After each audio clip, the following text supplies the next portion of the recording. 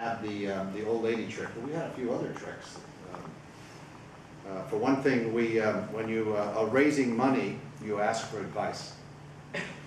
And when you want advice, you try to raise money. So I spent a couple of years with venture capitalists in Silicon Valley asking their advice. And eventually ended up with, as it says here, I sold a third of 3Com Corporation for $1.1 million in 1981. It was a good deal. We subsequently raised $2 million the next year and $4 million after that. Then we went public the year after that, and then we did a secondary after that. And with that amount of money, which is a little bit more than $10,000. So I started with $27,000. So that's why my company hit $5.7 billion in revenue in 1999, and is now part of the Hewlett-Packard company.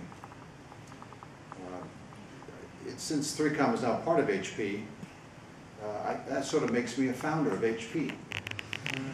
So I'm trying to convince them to change the name of the company to HMP. And here's a bunch of more recent startups. So these are startups that I've been involved with over the last 10 years as a venture capitalist. And these are a different kind. So these aren't food startups, and these aren't like Whole Foods itself. And these are not Facebook app startups. These are energy startups, which have a completely different texture to them. For example, you can't do them over the weekend, which is a big difference. On Saturday, we tried to top 3-day startup on Saturday. We did 3-hour startup. I know some of you were there. I guess the next step is 3-minute startup. These take considerably longer. So for example, Ember, of which I'm chairman, I've been chairman of the company for 10 years now. And fortunately, it's profitable, so that's at long last. That's a good example of a great company that was not a great investment, because it took 10 years to get it profitable, and that's way too long. So I have exhausted my slides, and I still have 7 minutes left, so would anyone like to ask any questions? Sir? At what point did you, in starting these businesses, did you find it most appropriate to start bringing people on board, whether it be employees or partners? Well, this company began as a consulting company, and I was the consultant. And then I landed a big consulting gig with the General Electric Company, which allowed me to recruit several people. So I did the opposite of what you just heard. I went and hired all my fraternity brothers, several of them. And it turns out fraternity brothers are really lovable, and you should keep them in your life your whole life, but hiring them for your company may not be the best idea. But then together, that ragtag band managed to win an even bigger gig to produce 4 products for the Exxon Corporation. And that's when we felt we had critical mass. We then went to about 12 people, and we bootstrapped for a while. And then we noticed that another company across town had raised venture capital, and they were bragging they were bigger than we were, and that they had invented what we invented. Right. So what we detected was the bootstrapping method was, we were profitable, nudging along at a very low level. This company went like this.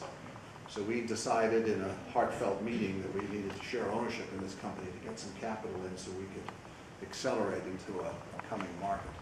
So that's why we raised the venture capital and began recruiting more people. And our first recruit was somebody who knew what they were doing, like your Mr. Goldberg. Bill Krause was his name. He joined the company when there were 12 employees, and when we eventually kicked him upstairs to be chairman of the board, to take my job as chairman some years later, and we had 12,000 employees at that time, so he really did a good job. Yes? What's your relationship with the Office of Technology Commercialization and Innovation?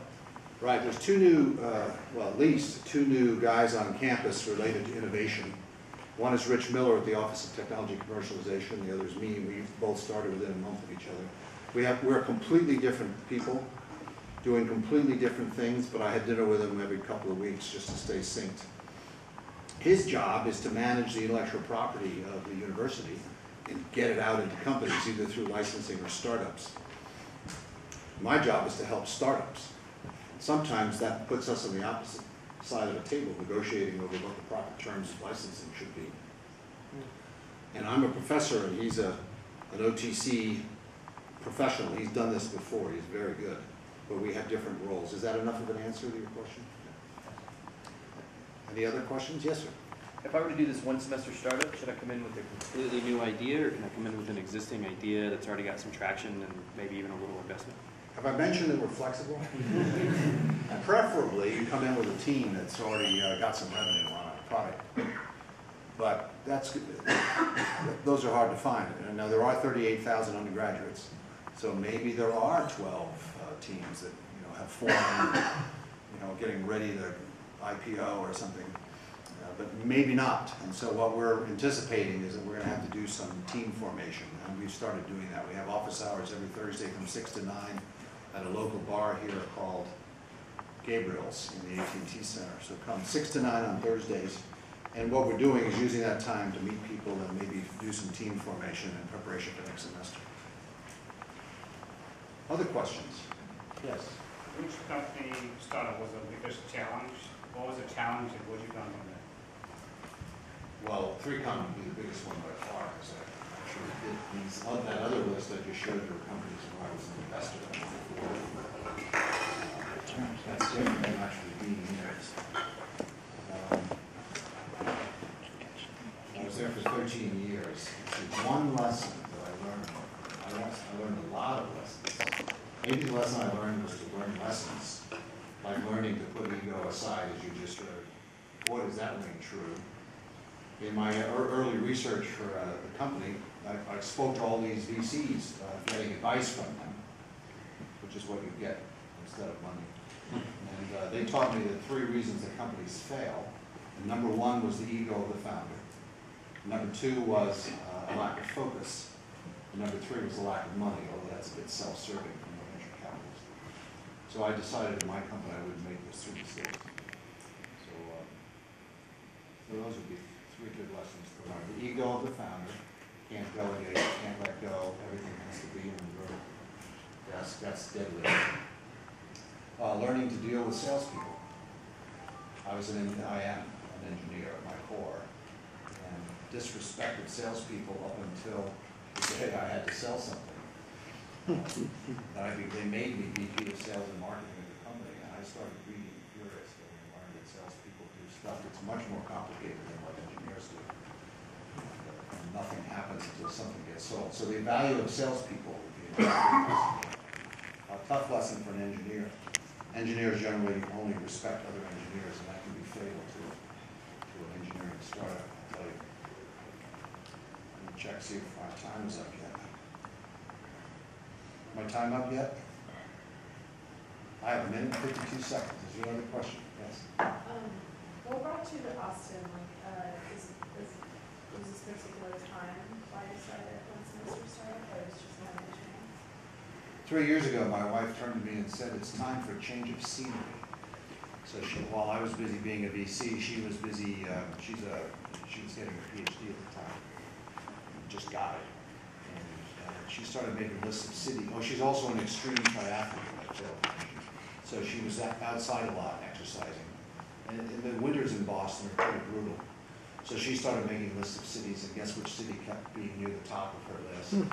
So I went out, having been a VC for 10 years, which is about as long as you should do anything, and decided to be a professor and started pitching universities on this idea of being a professor of innovation. And I got several interested parties, and a very warm welcome from 3 deans here, the Dean of Science, Dean of Engineering, and the Dean of Business, all said, "Yes, we like that idea of you being a professor of innovation." So I think that answers your question. Oh, and the football team. All right, one more question. Are we done? I'll turn it back to Kanish. For the one semester startup, just go online, or how does that work? Yes, go to onesemesterstartup.com and read about it. And there's on the upper right-hand corner of the home page, there's a little apply button. And I've clicked it myself. It does work. And you can fill those boxes in with as much or as little stuff as you want. And then we'll see how flexible we're going to be right after that. Well, thanks. Thank you very much.